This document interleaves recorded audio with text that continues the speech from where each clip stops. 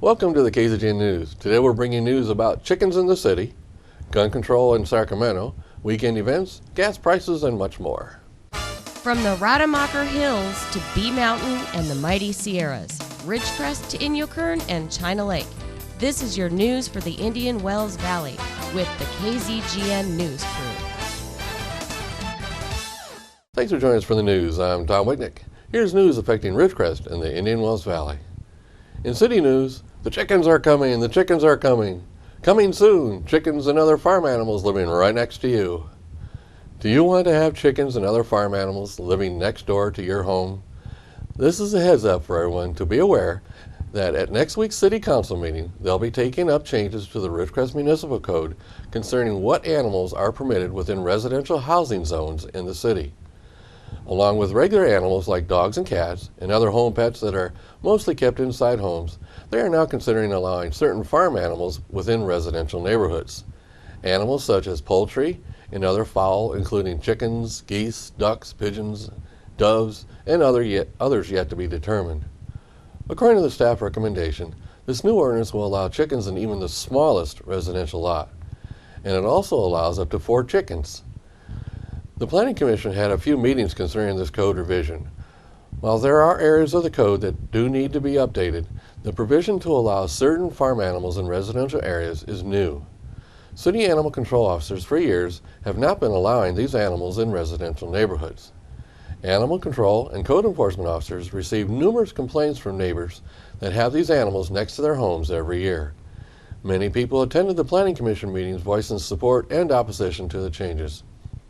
I couldn't read the Commissioner's real feelings on the recommendation. It seemed a couple did support the change, but as a group, they were hard to read. The Planning Commission finally decided to just punt the decision to the full council. There is one provision in the ordinance that states the following condition: no poultry and or other fowl shall disturb the peace and comfort of any neighborhood. I have to wonder how that will be decided. In whose opinion will the squawking and clucking of chickens, geese, and other animals be determined to be a nuisance? Will neighbor disputes be handled by the police department? Will disagreements be determined civil matters when one or the other disagrees with the police determination? Will neighbors be forced to use the civil court system to try and have a peaceful backyard? A peaceful backyard free of irritating farm animal noises and stink coming from their neighbor's yard? So if you have an opinion about allowing farm animals living right next door to you, no matter where you live in the city, you might want to get ready to attend next week's council meeting Wednesday evening. The meeting will be at the City Hall starting at 6 p.m. And if you oppose this change, make sure you attend, because those that have pushed for this change will be there to encourage approving this change. In news from the Ridgecrest Police Department, we got this press release. Yesterday, officers from the Ridgecrest Police Department were dispatched to 131 West Panamint. The call was regarding a robbery. It was reported that a suspect brandishing a firearm and demanded money from the victims. A description of the suspect was provided and broadcasted to the officers in the field. During an area check, Officer McCammett located Nicholas Reyes, who matched the description of the suspect. He was detained on scene and then positively identified by the victims. Upon further search of the area, officers found a green backpack that Reyes was seen with during the robbery. Inside the backpack was a loaded .45 caliber handgun, matching the description of the firearm used during the commission of the crime. Reyes was arrested by Officer Plunkett and booked into the Kern County Jail. Thanks to quick action by the officers, Reyes was located and taken into custody. Now in state anti-gun legislation news, California Senate Bill 707 was passed by the legislature. It is now sitting on Governor Jerry Brown's desk. This dangerous gun control bill will become law on January 1st, 2016 if it is not vetoed by Governor Brown. One of the impacts of this law will establish so-called gun-free school zones. The school in yesterday's Oregon shooting was a gun-free school zone. Well, our thoughts and prayers go out for the victims of the terrible shooting. As evidence in the shooting, the law did absolutely nothing to stop the attack. Actually, the law made it worse. What the law did do is to make it even easier for the criminal to carry out his attack, since all the law-abiding staff followed the law and no one was armed and able to defend themselves and the kids. This bad guy was able to shoot without any threat until police arrived to stop him. This new California law even goes so far as prohibiting law-abiding people with concealed carry permits to not be allowed to carry a gun on school premises. So, if you are carrying a gun legally and you go to pick up your kids from school, what do you do with your gun? Will you be forced to park your car off campus on the street somewhere? Will you then have to take your gun off and leave it in your vehicle as you go in to pick up your kids? Leaving a gun in an unattended car is not a good idea, ever. Anyone could break into the vehicle and steal the gun. All gun owners and Second Amendment advocates need to contact Jerry Brown now and urge him to veto SB 707. Call the governor at 916-445-2841. If you'd like to send a letter, you can do that as well. Again, he has to veto the law or it will go into effect automatically January 1st. Call him now and help spread the word to others that don't know about this law. Again, call the governor at 916-445-2841. Tell him to veto SB 707. With news from the city of Ridgecrest, in response to citizens' concerns that it's sometimes hard to find out how to go through the building permit process, they have announced that they will be holding a building permit workshop with the Kern County Building Inspector for contractors and members of the public who are interested in attending. Oftentimes, people do work around their homes that require permits, and they just don't know that a permit is required. This results in unapproved modifications to homes that can result in damage to the home or changes that have to be corrected when a home is sold. For example, two areas that require permits all the time that people often don't know permits are required for are: 1. Anytime you move or change any routing of any utility line, whether it's electric, water, or gas, this requires a city building permit. Another one, if you resurface your roof, you must get a permit before you do so. And another myth is that the county and city have different building standards, that people that live in the county can get away with building things out there without permits that city people have to get permits for. This is false. All building done in the county and the city are the same except for a couple minor differences. I do know that the county is even more stringent than the city when it comes to installing those large sea containers. The county has more requirements on those than the city has. Both entities use the uniform building codes for construction. The city and county work together in building permitting and inspections. This meeting is open to everyone, inside and outside Ridgecrest city limits. The meeting will be held Thursday, October 15th. It will run from 4 p.m. to 5:45 p.m. and be in the City of Ridgecrest City Council Chambers at City Hall at 100 West California. So whether you are a city resident or a county resident, this informational meeting is for you. If you are planning any modifications for your home or buildings, this would be a good place for you to come in and learn about the process. For more information on this, call or email City Engineer Lauren Culp.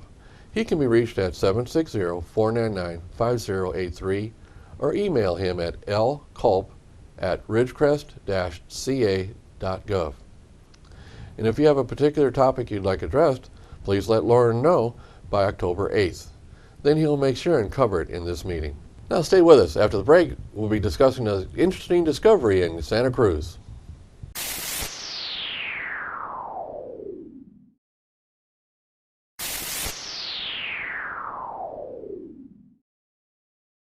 Welcome back. Now here's an interesting story from up north. A 4-million-year-old whale was recently unearthed in Santa Clara County. The discovery halted the construction of a housing development. Paleontologists on site noted the rarity of the find based on the completeness of the skeleton. Additionally, it could provide some insight into whale evolution. The site is located in Scotts Valley, a couple miles north of the city of Santa Cruz. This is approximately 15 miles from the Pacific Ocean. When questioned about how the skeleton ends up in the hills miles inland, paleontologist Scott Armstrong gave credit to earthquakes and the plate tectonics of the region. Most places where you see a hill, somewhere there's a fault line nearby pushing it up, he said. They're relatively inactive faults, but yeah, it's from lifting thousands, maybe millions of years ago. Found last month on September 4th, excavation began last Thursday. And once completed, the fossil will be transported to the Southern California offices of Paleo Solutions, the archaeological consulting service assigned to the construction project. Looking for something fun to do this Saturday? Well, the USO on West Ridgecrest Boulevard is having a chili throwdown on Saturday. Just who makes the best darn chili in the valley? Get your taste buds ready. You'll get a chance to find out tomorrow, October 3rd from 11 a.m. to 2 p.m. as the historic USO building continues its pre-celebration festivities leading up to the big 70th anniversary on the weekend of October 15th through 18th. The Chili Throwdown will bring together some of the best chili chefs in the valley. The public will get to sample these smoldering creations along with a drink and a side dish and a palate cleanser and a ballot to vote for the best of the best. All for just a mere $10 per guest. Mayor Peggy Breeden and her panel of chili experts will be judging entries at 11:30 a.m. Eat hearty, neighbors. In more weekend news events, motocross is coming. Actually, it's going to be here. It starts tomorrow morning, Saturday. There will be a motocross competition held out there by the Desert Empire Fairgrounds. There will be races on Saturday and Sunday. Races start tomorrow morning at 7:30 a.m. The different classes will run all day. Then again on Sunday, racing starts at 7:30 a.m. again and go all day. The main feature will be Sunday with a $2,000 purse for the winner. I know this is one race I enjoy every year, and that's the sidecar motorcycle races. This is a motorcycle that actually has a sidecar, and there is a rider in the sidecar. This rider is very important in the race as he helps maneuver the motorcycle through the turns. But there are many races in every class of rider, from kids to seniors, and everything in between. So if you'd like to see motorcycle racing, this weekend is for you.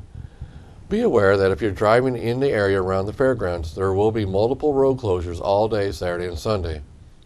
The race course crosses many of the roads in that area, so please be tolerant with these road closures. Having the motocross event here is good for the city. And also don't forget the Friends of the Library book sale tomorrow morning. They are having a fall book sale. This book sale helps cover costs for the local library. The sale will be Saturday, October 3rd. It will be in the old Albertsons Shopping Center on the North Norma Street. It will run from 10 a.m. to 3 p.m.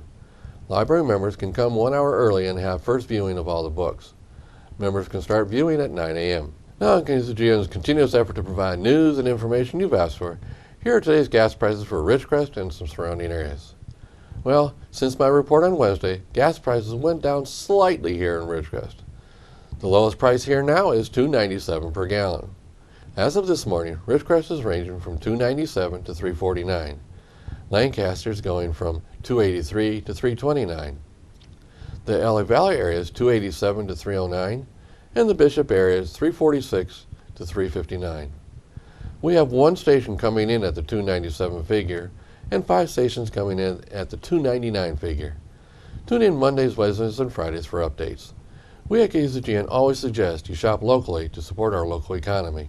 Remember, when you penny sales tax out of town, you are helping those cities pave their streets instead of here. Now stay tuned for weather and sports when we come back.